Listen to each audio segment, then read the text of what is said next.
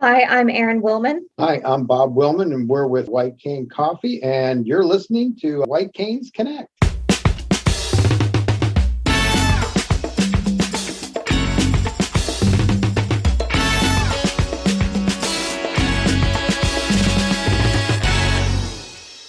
Hey there, Federationists. Welcome to another episode of White Canes Connect, presented by the National Federation of the Blind of Pennsylvania. My name is David Goldstein. I am the treasurer of the Keystone chapter, and joining me today is guest co-host Preston Gaylor, who is the secretary of the Jigsaw chapter. Preston, how are you today? Hello, David. Hello, everyone. I'm doing pretty well. And actually, as far as today's episode is concerned, let's just say if you're a big fan of treats, pastries, and coffee, you have come to the right place. Because today we're going to talk to Erin and Bob from White Cane Coffee. Yeah, it was a real pleasure talking to them today. It sounds like they're expanding, and it actually kind of made me want to have some coffee while we were while we were talking I to them. agree, man. Talking about what they have for pastries and the K-Cups. Oh, I'm all in. All right, let's take a listen.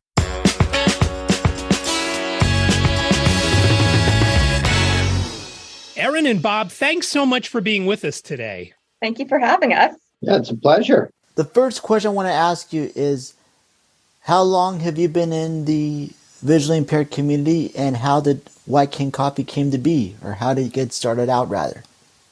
Well, I lost my vision when I was about 15, and I'm 26 now, so I'm around 10, 11 years. And White Cane Coffee really came about due to the fact that despite learning Braille and learning how to get around with the stick, no one would hire me. All they ever saw of me was as a liability. And that was frustrating. So me and Dad, we sort of played a game where if we had so much money, what would we do with it? And we came up with, let's make a job. Let's do it with coffee, because that unites people, and let's hire people with disabilities, because if I wasn't getting hired, no one else in the community who was disabled was getting hired either. So, and then we just kept talking about it until eventually we realized, why not do it? White Cane Coffee truly was, we kind of sat there. She was, down, just beat down, trying to look for work and that. And it came down to, well, if you can't find a job, make a job. And a lot of that really was the impetus of starting that conversation of, what can I do? Not just sitting back going, oh, woe is me. And she was able to sit there and figure out an idea of bringing, the communities together, the disabled and the able-bodied community. And we always said, hey, why not over a cup of coffee? And so, yeah, kind of what really started it all. When you were 15, you were fully sighted, or you were visually impaired at that point? I was fully sighted, slowly losing my vision. Preston, I think you had a question. Yeah, I was going to comment on, their comments about making sure, hey, make something out of your interest and definitely spark a movement, I guess is what I like to say. So that's pretty interesting how that all comes together. So you determined you were going to do coffee. Then what was the next step along the way? Research, just tons of research. We had to figure out what kind of beans we wanted. We wanted the highest grade, because let's be honest, when people think about disabled people, they think lowest common denominator, and we didn't want to race to the bottom. So we decided that we were going to do top choice beans. We wanted, and we had to figure out where to get them. We had to find master roasters. We did a lot of research before we just jumped in. Oh, absolutely. I mean, a lot of her homework was, finding an accountant, finding an attorney to help get the company set up, figuring out, even the product of, like I said, when we went with coffee, because we wanted a product that was a constant consumable. This was something we knew if you had a cup of coffee today, we felt pretty sure that the customer was going to have another cup of coffee tomorrow. So it wasn't a one-off purchase. It was going to be a continual purchase.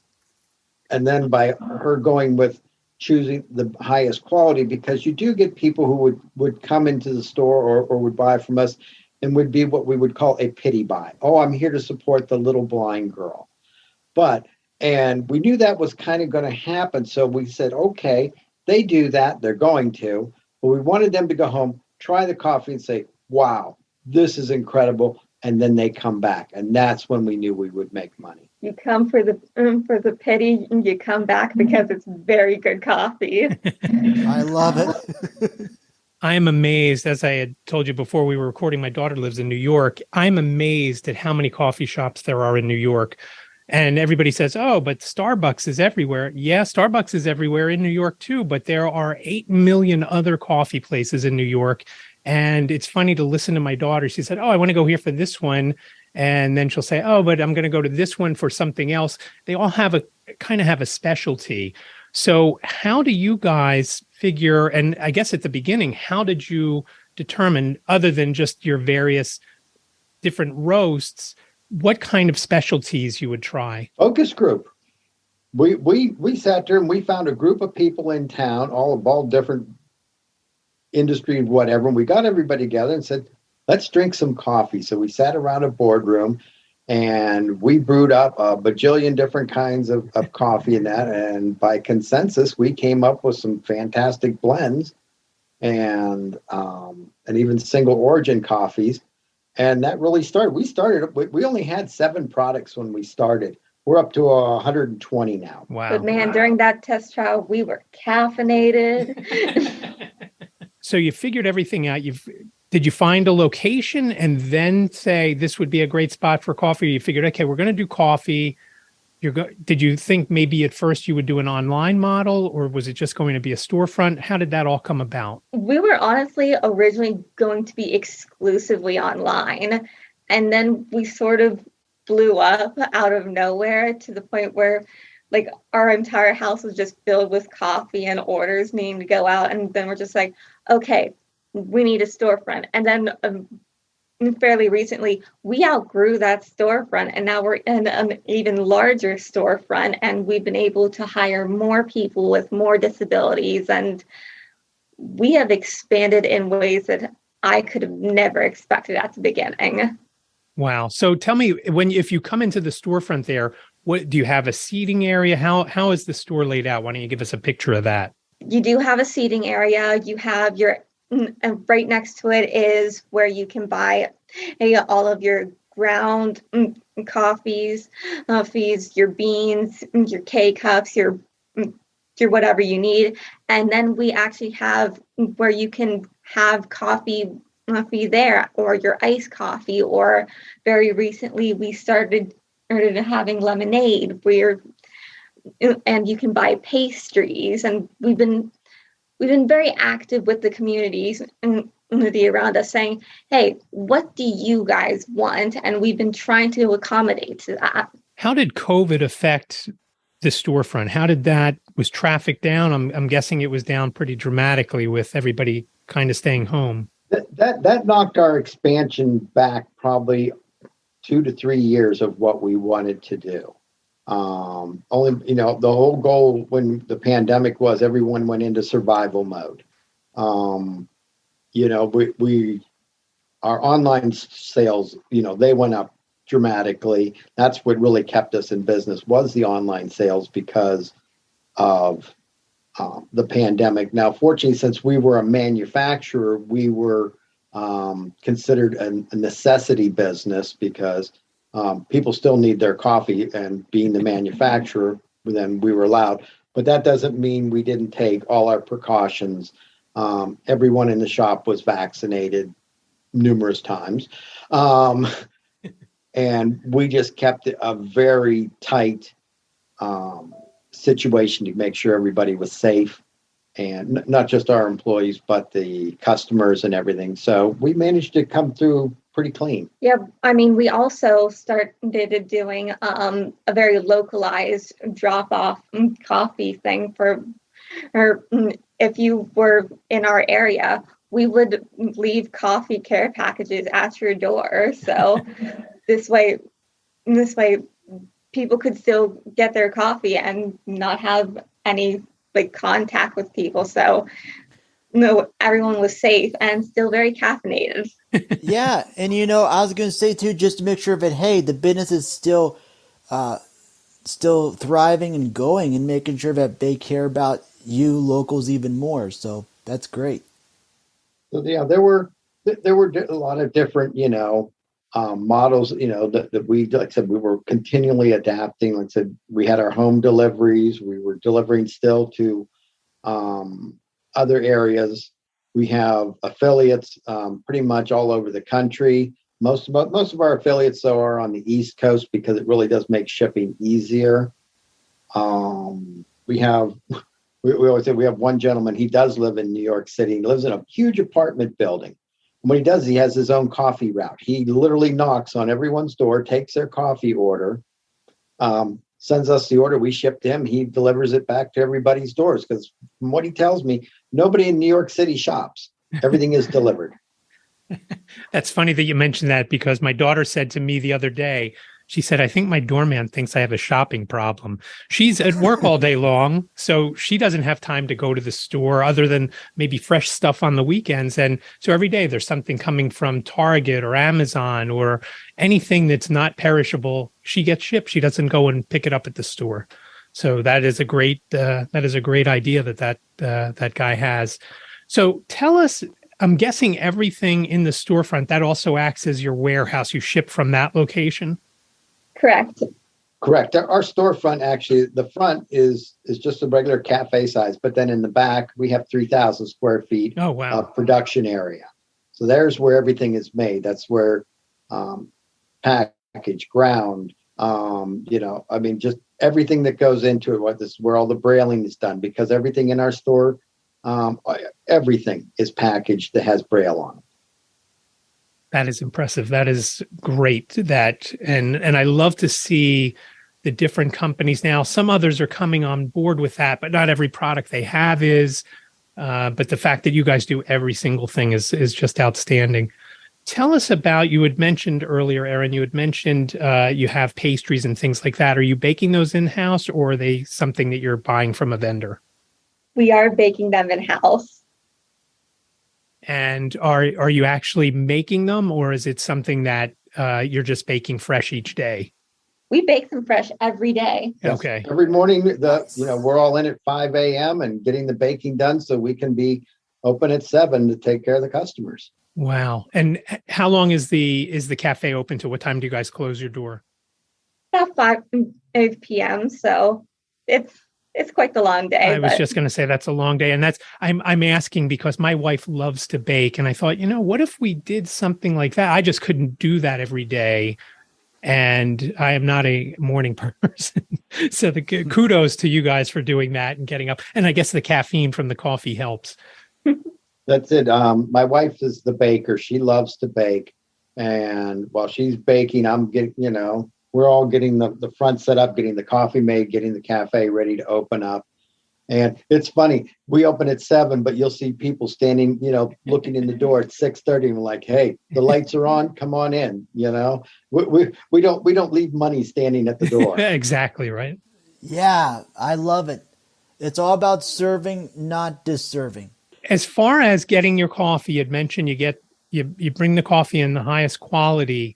What happens? Does it come in the various flavors and roasts, or do you guys roast it there on site? How does that all work out? We take care of everything. We have brokers in New York, and we have brokers down in Louisiana who purchase. We have our parameters. They have to be of the top 1% of the beans coming in. They have to be organic. They have to be fair trade. And then the buyers go out to the ships and they buy what we need. I mean, coffee is the second most traded commodity in the United States other than oil. So there's ships that are coming in momently into the United States with the raw beans and that, and then they get shipped to us, and then we take care of the roasting of how we want it done, our recipes. And then, like I said, even with the flavored coffees, we flavor everything in-house. It allows us to have better quality control. And it also provides jobs. We have people who, this is what we do. I'm always amazed at all the different ways that you can roast coffee. Oh, it's an incredible science.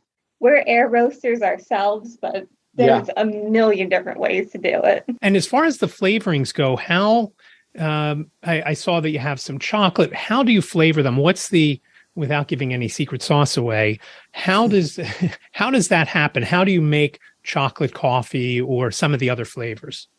Well, we get our flavorings from different organic manufacturers who are designed so then our coffees we grind first. We don't flavor the whole beans because they have a tendency to get sticky. Okay. Might be the term, and it can gum up people's grinders and that. So we found it's much easier for the end consumer that we take care of everything ahead of time for them. So when they get it, it's already ground, flavored, and it's ready to brew. Everything we do is we try to make things easy, especially for the visually impaired community. Like a lot of our stuff is pre-measured out, even for a pot of coffee, they can get it that way because with Erin can do a lot of things. Measuring is not one of her strengths. That's one of the things. Well, I think that is an issue for a lot of folks who are blind. And I was talking to a few friends a week or two back, and they were telling the group of us how they were cooking something at home. And I said, let me stop you. How do you measure? She mentioned all the things she was putting into whatever it was she was making. I don't remember. And I said, how do you measure this stuff? And she said, it's really tough. I personally use a scale, but it's not.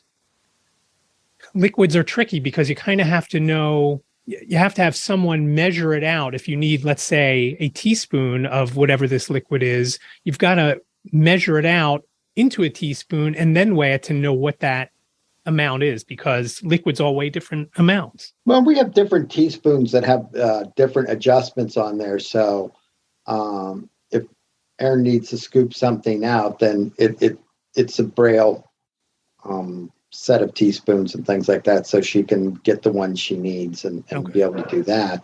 But to make things just easier for the average person, we try to take that out of the equation. Okay. Because I completely understand where you're coming from. Because sometimes you got to measure with your heart and hope for the best. Yeah. Talking more about the store, you have a point of sale system in there, I'm guessing? Correct.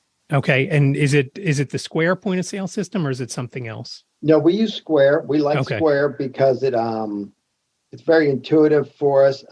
It works, integrates in with our website. It also works with our mobile devices because we have a mobile coffee bus that we take to different events, different locations.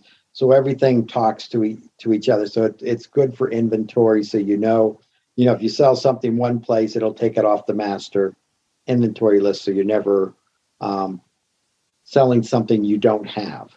Okay. And as far as inventory goes, do you guys keep that?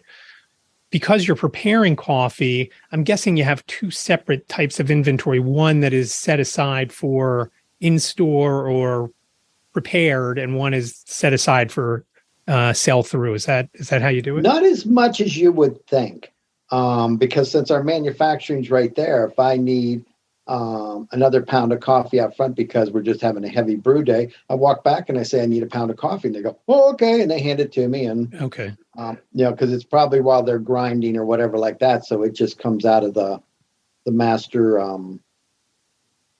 supply. Okay. We always just want to keep things fresh, so we don't have like a warehouse full of coffee in that, because that's counter to what we are. We are a roast to order more of a company. So we very rarely have more than 20 pounds of any specific blend sitting on the shelves at any time. We just we're always roasting. Okay. And I'm guessing you had mentioned the hours. Are you 7 days a week? 6 days. We take Sundays off. We need a break every now and then.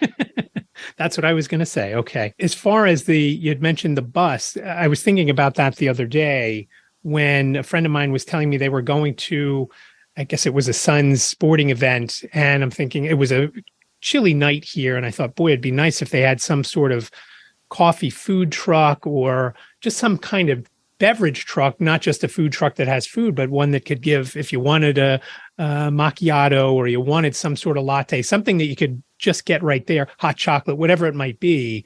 And that's kind of cool. So is that something you guys do in that? Is that, tell us about that a little bit. That's exactly what we do. Yes. It is a mobile coffee house. You sort of had that right on the head there. And so what kind of truck is it? How, talk us through that. Where did you, is it It's a city bus. Oh, it's just a Wow. Yeah, it is a converted city bus. Wow.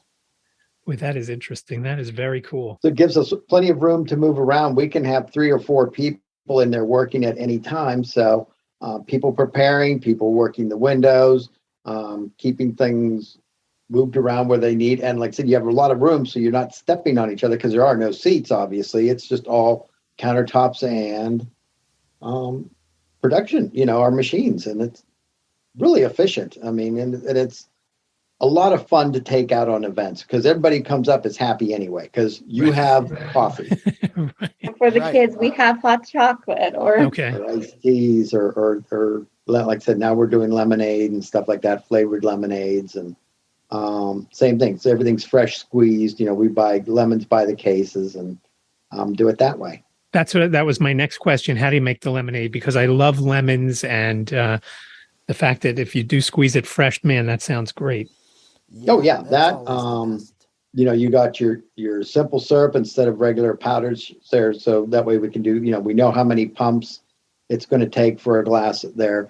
Once again, keep things so it works. They're in pump bottles, so we know exactly how much to put in every container. The lemon juice also, correct, in a pump. Okay, so a simple syrup, lemon juice, and then the rest is water, I guess. And ice, yeah. Nice, right. Wow, that is a great idea. Now that you got me thinking here to make it myself here. Because then, like you say, you've got the right measurements each time. Mm-hmm. Oh, yeah. Pump bottles are the greatest thing. Okay. Because it takes this many, pumps for this flavoring, or if you're adding sugar, how many pumps, depending on what size glass they're getting. And it's that repetition. Nothing changes. It's a recipe. So these are things that Erin can sit there and she can make. And people always sit there and go, Are you sure she's blind? And it's like, no, she just knows where everything is. Right. That's that. I think every blind person's biggest fear is somebody coming in and moving everything around and not knowing where anything is. I always say somebody's moved my blueberries around in the fridge. They might be one shelf up, but they might as well be down the street or still at the store because I'm not going to find them in the fridge. Oh, yeah, sort of off topic, but one of the people that we worked with said that before she worked with us, she used to help clean homes for blind people. And she didn't realize until after meeting me about the mistake that she made by reorganizing someone's fridge. I'm just like, oh, no. Why don't you talk a little bit? You mentioned you hire blind and other disabled folks. I know it's been tough since the pandemic. How has it been with keeping your staff and how is turnover? How has that all worked out? I think everything's been going pretty well. Yeah, we when the pandemic first, hit, they sent everybody home. We sent everybody home, but what the difference was, we paid them. We sat there and said, go home. Everyone will get paid every Friday until we figure out what's going to go on here, because we knew the unemployment, everything like that was going to be chaos. And our biggest concern was they were going to be worried. Can they pay their rent? Can they buy groceries? How are they going to survive? So when really they should have been focusing on staying safe, staying healthy. And so, yeah, we made sure that everything was taken care of. We had a little bit of a war chest, and that's what we used it for. The best part was when we got the green light to open back up, all our employees came back, every swinging one of them. It was amazing. And the response was, you took care of us, we're going to take care of you.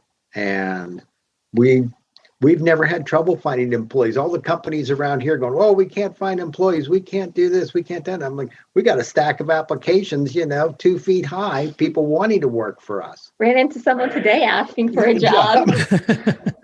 And I think that's the key. I think if somebody wants to work there, and again, since the pandemic, it seems like a lot of folks just don't want to work. And the fact that people are excited, they saw what you did for the folks that you already had on your books. And when a spot opens up, they're eager to get in there because they want to get into that same mindset of, hey, these people want me. It's a job that I could have. I don't have to go to other businesses that look at me as a disabled worker. These folks look at me as an employee and only an employee. And that is the greatest thing that they could possibly want, I would think. Yeah. And also, I just sort of want to correct you on something. It's not that people don't want to work. They want to be treated and paid what they're worth. And when the pandemic happened, that sort of shifted. So it's not that people don't want to work. They want to be treated like people.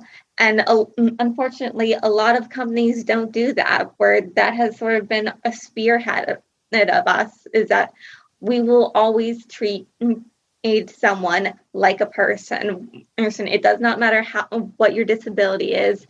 It does not matter what you can't do. You have value. You have a purpose, and we are happy to have you in our shop. And we look at employees different than a lot of companies. A lot of employers, when they look at their employee, they put their wages and everything under liabilities. See, we look at the other way around. We look at every employee as an asset. And by an asset, you take care of your assets. You take care of your home. You take care of your car. You take care of things that you see of value. Okay? Well, that's the way we look at the employees. They're assets, because without them, we don't make any money. So you take care of them, and guess what? They take care of us. Well, that is a great philosophy as far as folks go. Why don't you talk a little bit about, you said you had over 100 different items now. What are on the coffee side of things, what are your best selling roasts and flavors and things like that? Why don't you give us your top 5 or 10? Oh, the dragon roast, we can't keep it on the shelves. That is a specifically White Cane original, but just, it's about a 3-bean blend, and it is just, it has a little bit more caffeine than the usual. So we say that when you're dragging along through the morning, you could use a bit of dragon roast, but that is probably our best seller. Yeah, that's our number one seller. Our Colombian Supremo is a very big seller because the Colombian Supremo bean is a little bit larger than the regular Colombian coffee bean. So you're getting a little more of that robust flavor. And it's just a classic. Yeah, it's the workhorse of the coffee industry. But all the way up to our Ethiopian high octane, which is double the caffeine, double the fun. That's why we have that wide range, because people do have different taste profiles that they like. So we have 10 different regular just blends. And then, like I said, then we have our flavored coffees. We have K-cups, whole bean, ground. We have our own hot chocolates. We have regular and mint. Those are our exclusive hot chocolates that we make. We've got chocolate-covered espresso beans, which are incredible. Just don't eat them like M&Ms or you'll bounce off the wall. I cannot tell you how many times it's been like a rough morning. So take 3 of those and be like, all right, let's go. We're ready to go. But it's always coming up. We've got new products in development right now that'll really be fantastic for the blind, visually impaired communities. That's going to make K-cups in their own way obsolete. Oh, boy. So this is a new product we're in development on right now, and it's moving right along. And this is really, I mean, for not just blind and visually impaired, but the whole spectrum, basically. Yeah, the whole consumer industry. This will be a disruptor type product. Wow. And when do you expect that to come out? Hopefully within the next month or two. We're working on with some grants and things like that to buy the machinery and to finish the production aspect of it. We have our test model, and that's all done, and we're the Pennsylvania whatever group they are. They're coming to visit us later this week, and they're real excited about this product because they're going, this is a game changer. This is going to make a big impact on the disabled communities, the elderly community, and the general consumer all the way around. So we are real excited about this new product that's going to be coming out because, like I said, everything we do, we want to make people's life easier and that them allowed to get the product they want at a price they can afford. That's the problem. Half the stuff that's for the blind and disabled is so expensive, it's ridiculous. It really is. People just price gouge anything that is for the disabled community.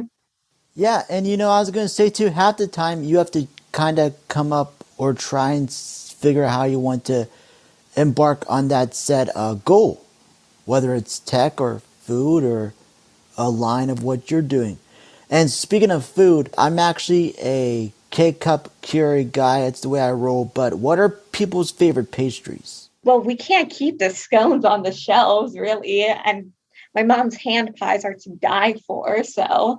And then you have the staple cinnamon rolls with cream cheese topping. Oh, boy. So, and I mean, the people come in for those, like I said, because they know they're going to go first thing in the morning. So, right. The customers, exactly. When the doors open, they're coming in because they know when they're out, they're out. I'll bet it smells great in there each morning, roasting between the coffee roasting and the stuff baking. It's comfort smell.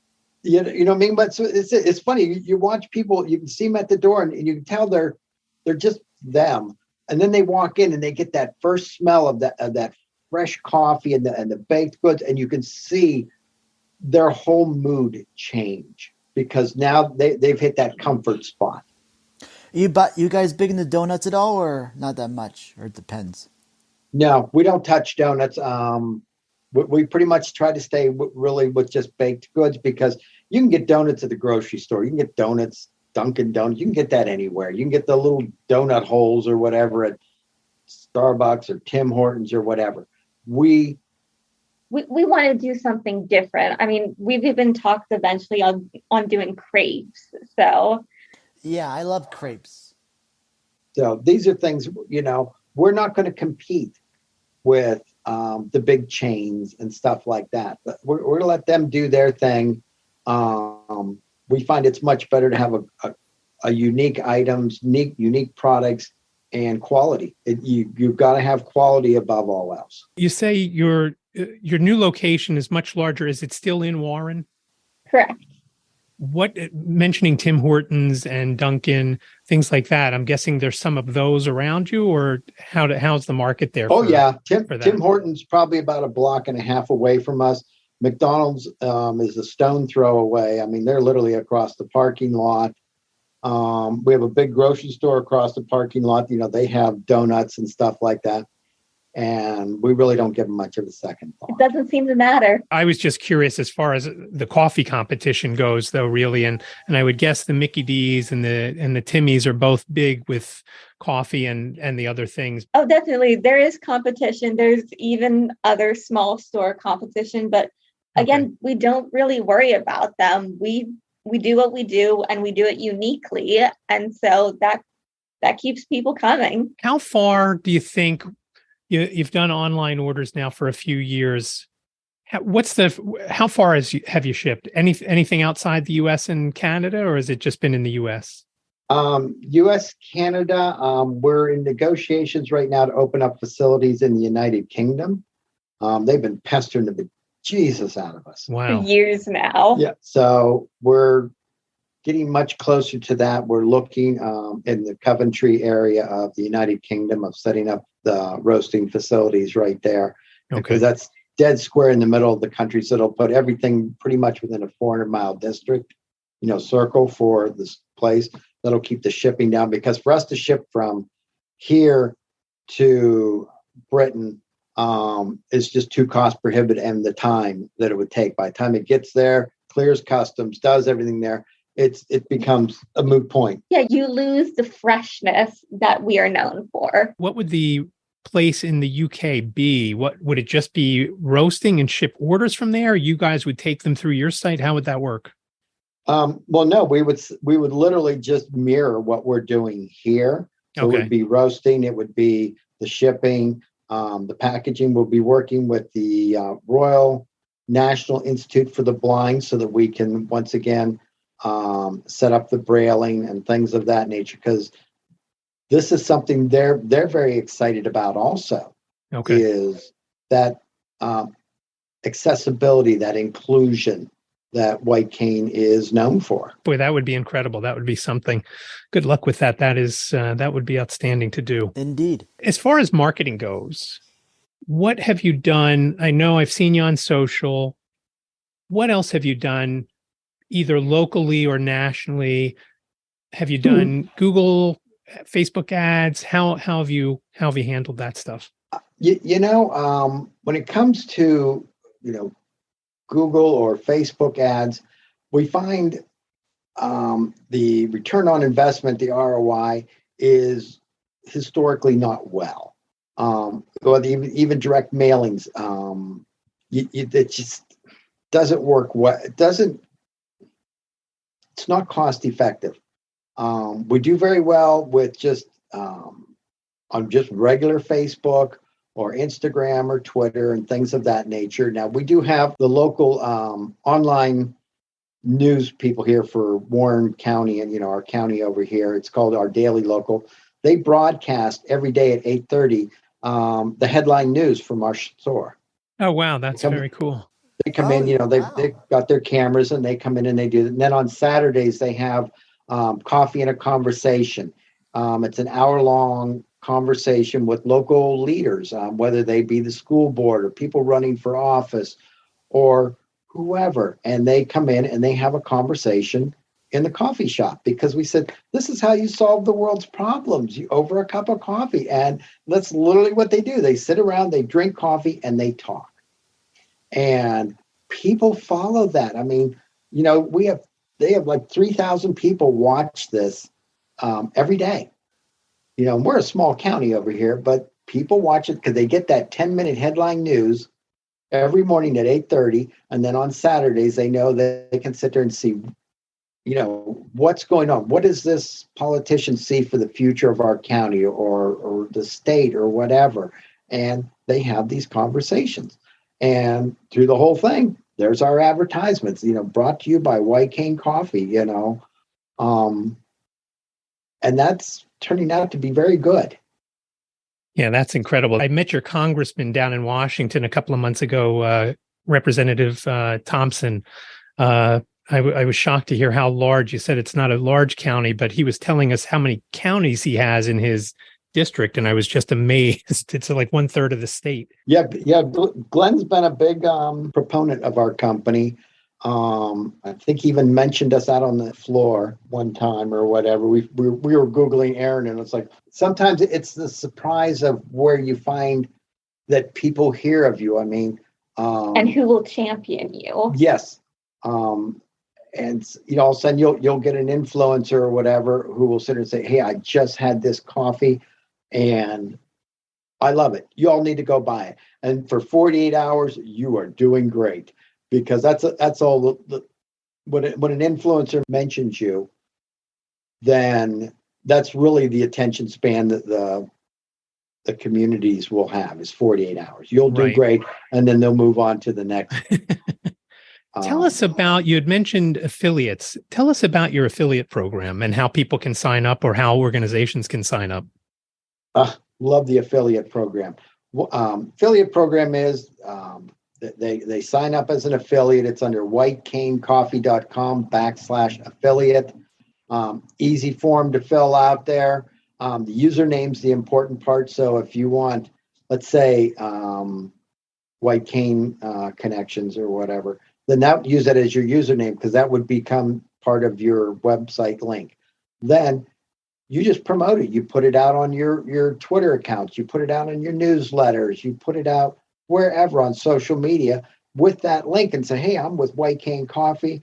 portion of all sales go to our organization or whatever, and then they get a percentage of every sale that comes through.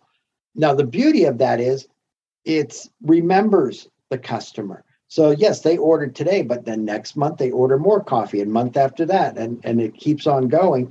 Well, guess what? The affiliate keeps getting paid every time that customer makes an order. Wow. That's where it builds up. We've had Missouri guide dogs who've been running a fundraiser using the affiliate program now for over 3 years.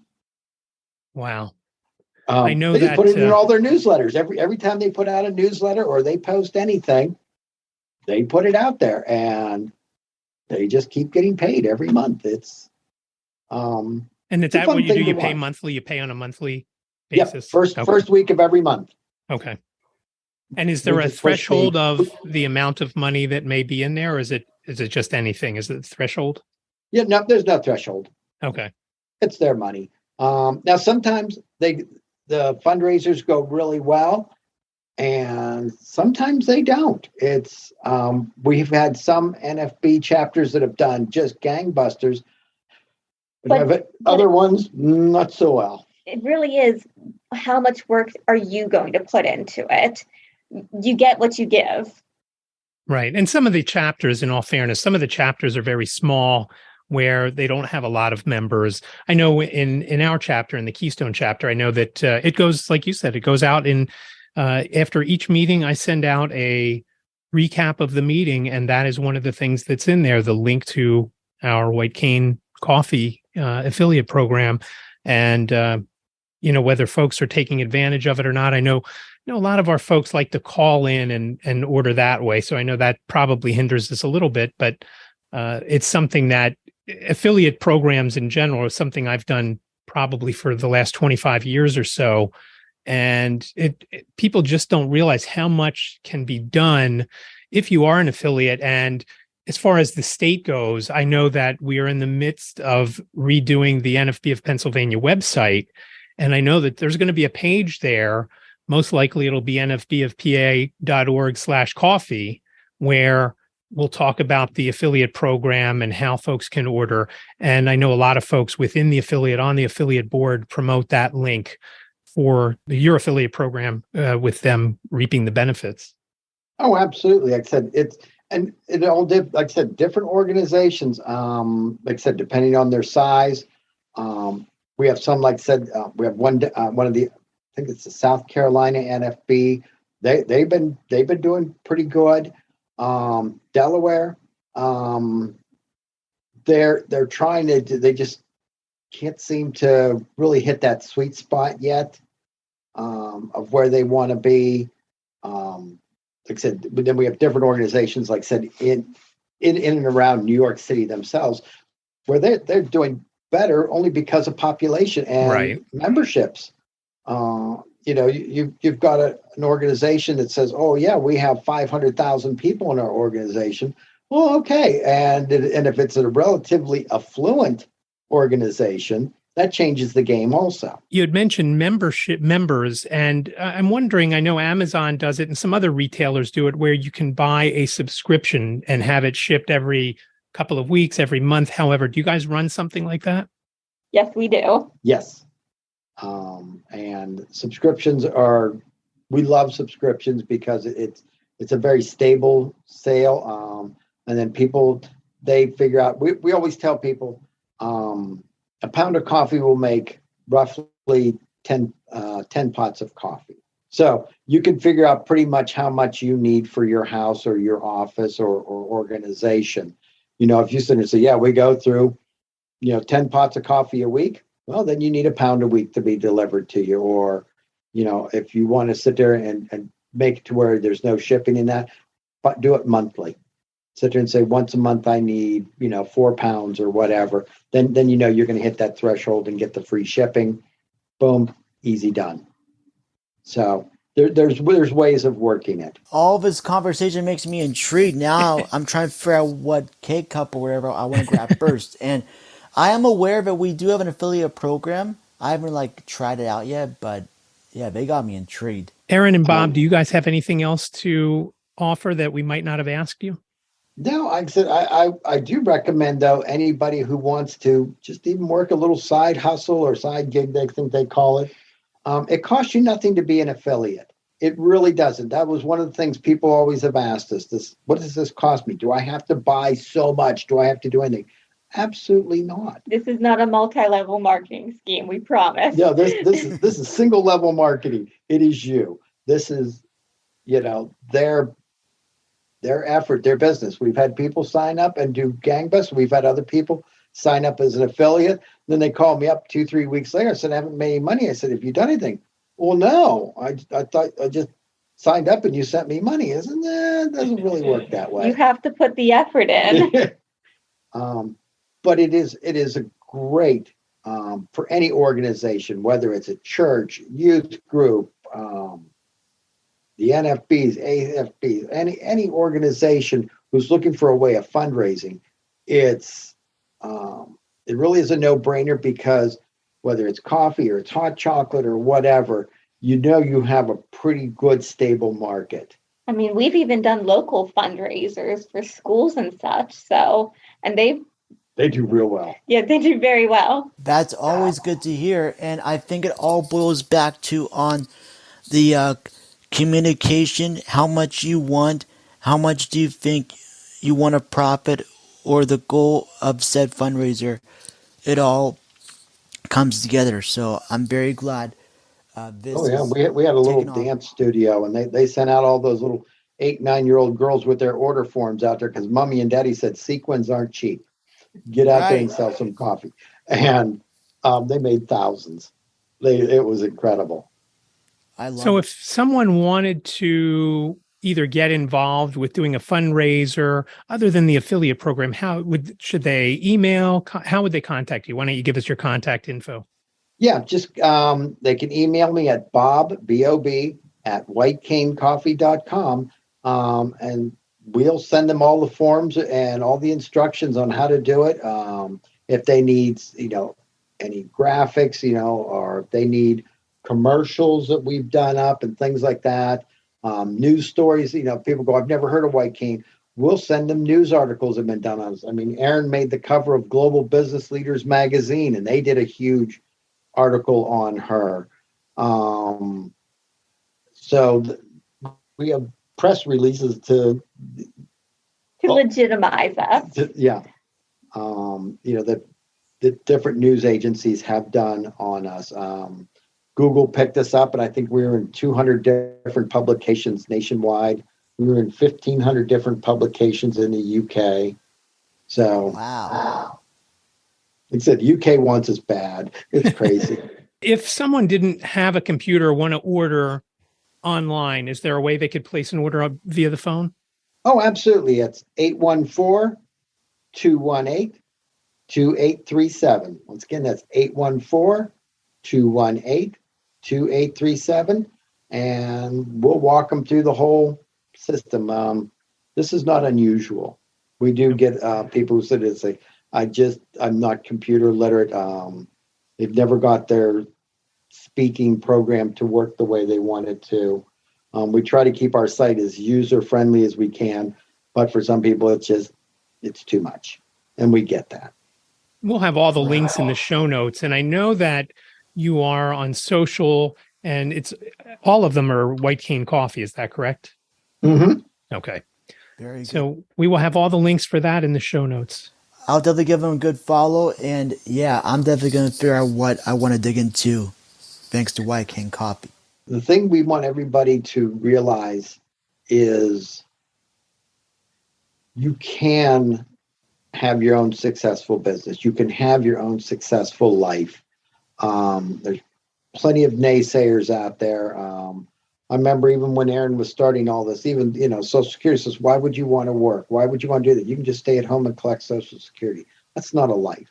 Heck, even family members who aren't in our immediate family, when I first said that I wanted to start a coffee company, I got isn't that quaint? Well, good luck. The very condescending sort of way. And now they order from me.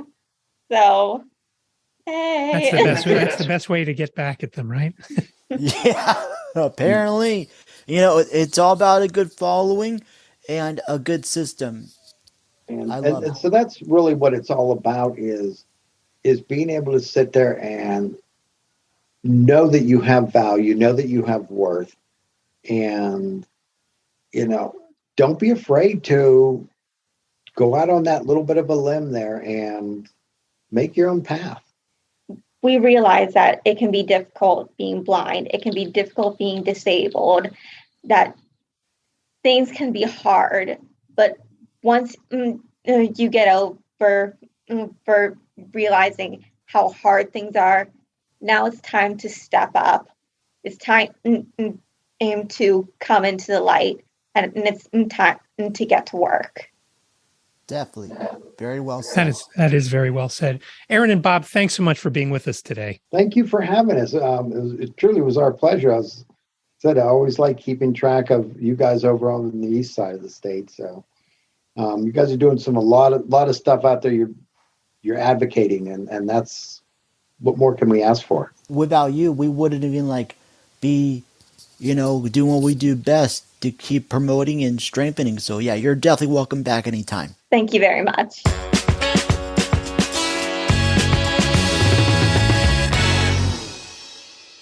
Thanks again to Erin and Bob for stopping by and giving us the information on White Cane Coffee. And Preston, I don't know about you, but I could go for some dragon coffee right now. I'd love to try that out. How about you? What are you interested in trying there? I think for me, I'm actually a Keurig K-Cup type of guy, so I'm a big fan of the flavored coffee. So hazelnut, French vanilla, pumpkin spice, anything to tickle my fancy. And you can check out everything they have over on the website. It's whitecanecoffee.com. And I have to tell you, every time we do an episode of White Canes Connect and I type in the tag field of when I'm saving an episode, I always type white and cane, and then coffee always pops up because I had them on my podcast maybe about 4 years ago on I Can't See You. And I'll put a link to that one in the show notes. It's amazing to me how much Erin has grown in that time. And I don't know how long they had been in business back when I talked to them a few years ago, but it's amazing how confident she's become and a great business leader. And we'll have all sorts of links in the show notes from all the different press coverage they've had and things like that. And it was just a good interview, Preston. Yeah, I would have to say they're truly making a name for themselves, and now that they're expanding to the UK and getting more people to work either there or at their headquarters in Warren, PA, it's so remarkable. So yeah, if you're ever up there, why don't you just go ahead, stop on out, and show them some love. That would be a great thing to do, is stop in and say hello and tell them that you heard about them from White Canes Connect, not White Cane Connect. Right. Or if all else fails, just go on the website, bookmark it, follow them on social media, and maybe sign up for their affiliate program or subscription offerings. If you'd like to tell us what kind of White Cane coffee you like, you can reach out. Or if you've got any other show ideas, what you love, what you hate about the podcast, please reach out. 267-338-4495. You've got up to 3 minutes. Please leave your name and town. If you do leave a voicemail, we'd love to hear from you. Again, it's 267-338-4495. And you can also reach out via email. Preston, do you have that email? Yes, it is whitecanesconnect@gmail.com. So we'll accept anything your heart desires. Just don't send us spam mail, please. That's right. Preston, you did a great job today. Thanks for filling in for Lisa. Yeah, thank you. It was a great time. And like he said last time, I'm no stranger, so I definitely will be back. Thanks for listening, everyone. Take care. Yep, see ya.